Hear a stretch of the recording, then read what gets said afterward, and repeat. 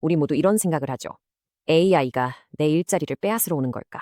우리는 언젠가 로봇이 갑자기 나타나서 내 책상을 차지하는 모습을 상상하곤 해요. 하지만 실제로는 전혀 그렇지 않을 수도 있지 않을까요? 만약 그 변화가 더 조용하게 다가온다면요? 더 느리게 진행된다면요? 오늘은 신종호 교수님의 AI 노트에서 나온 정말 흥미로운 개념, 바로 직업의 자연사에 대해 이야기해 보려고 합니다. 이게 우리에게 실제로 어떤 의미인지 함께 풀어보죠. 그렇다면 직업의 자연사란 과연 무엇일까요? 이건 갑작스럽고 극적인 사건이 아니에요. 오히려 점차적으로 사라지는 현상에 가깝죠. 마치 천천히 타들어가는 문제처럼 기술이 발전할수록 한 직업의 핵심 역할과 존재 이유가 점점 줄어드는 거예요. 이건 어떤 대폭발이 아닙니다. 오히려 길고 조용하게 사그라드는 거죠. 그리고 이건 결국 우리 각자에게 꽤나 개인적인 질문으로 이어집니다. 여러분의 커리어에도 이런 징후가 보이고 있나요? 그걸 알아보려면 제대로 진단을 해야 하고, 그러려면 우리가 어떻게 이 지점까지 오게 되었는지 먼저 이해해야 합니다. 자, 제대로 진단하려면 질병 자체를 이해해야 하잖아요. 이 경우에는 AI의 진화 과정을 살펴봐야 합니다. AI가 어떻게 성장하고 이렇게 강력해졌는지가 바로 지금 우리가 일터에서 AI와 경쟁하게 된 이유이기 때문이죠. 정말 놀라운 건 AI의 능력이 얼마나 빠르게 커졌는지예요. 수십 년 동안은 규칙 기반 AI가 있었는데 이건 단순하고 반복적인 일, 예를 들면 공장 라인이나 기본적인 데이터 입력 같은 데에 딱 맞았죠. 그러다 2010년대가 오면서 딥러닝이 등장했어요. 갑자기 AI가 방대한 데이터셋에서 패턴을 찾아낼 수 있게 되면서 금융 모델링이나 심지어 의료 영상 판독 같은 일도 도울 수 있게 됐죠. 하지만 지금 우리는 생성형 AI 시대에 살고 있고 이게 진짜 판도를 바꾸고 있어요.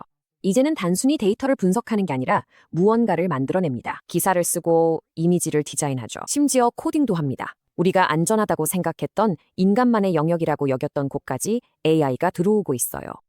이렇게 놀라운 진화가 이루어진 상황에서 어떻게 하면 어떤 직업이 자연스럽게 사라질 위험에 처했는지 알 수 있을까요?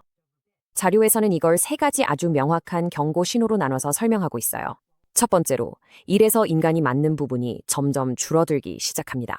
핵심 업무가 자동화되고 사람은 AI가 한 일을 검토하거나 예외 상황을 처리하는 등 남은 일만 하게 되죠.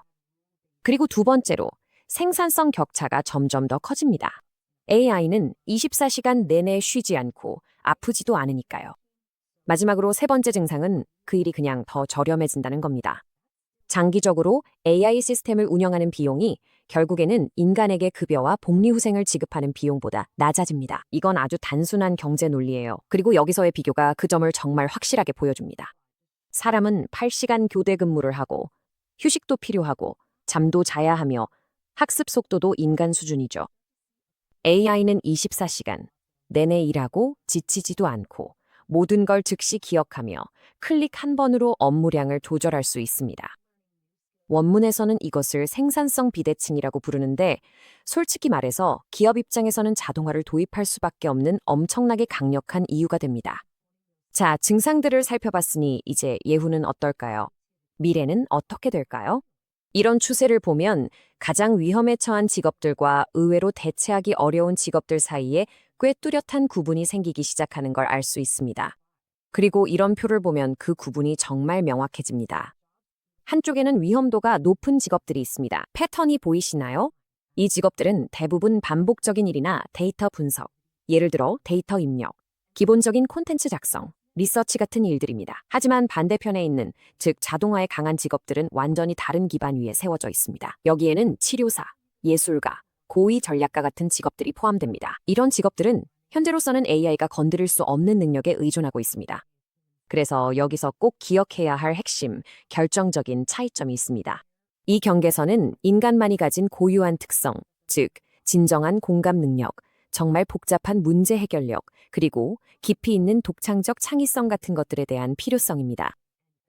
AI가 수백만 개의 문서를 처리할 수는 있지만 환자와 진정으로 교감하거나 직감과 사람에 대한 깊은 이해를 바탕으로 대담한 새로운 비즈니스 전략을 세울 수는 없습니다. 그건 아직 우리의 영역입니다. 하지만 보세요. 이게 무서운 진단일 필요는 전혀 없습니다.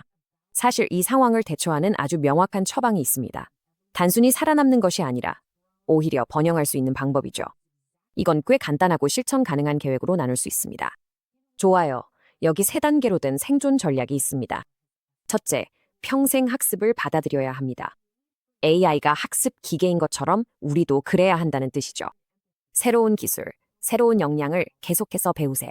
둘째, 인간만의 강점을 더욱 강화하세요.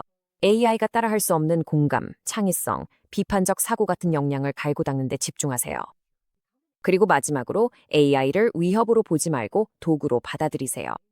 AI의 옹호자가 되세요. AI와 함께 일하는 방법을 배워서 스스로를 훨씬 더 생산적이고 가치 있게 만드세요. 그렇다면 앞으로 당신의 가장 중요한 경쟁력은 무엇일까요? 바로 이겁니다. 그건 바로 감성지능, 즉 진짜 관계와 신뢰를 쌓는 능력입니다. 그건 창의성입니다. 어떤 알고리즘도 상상하지 못할 아이디어를 떠올리는 능력이죠. 그건 비판적 사고입니다. AI가 제시하는 답에 의문을 제기하고 이게 정말 맞는 걸까? 라고 질문할 수 있는 능력이죠. 그리고 그건 복잡한 전략적 사고입니다.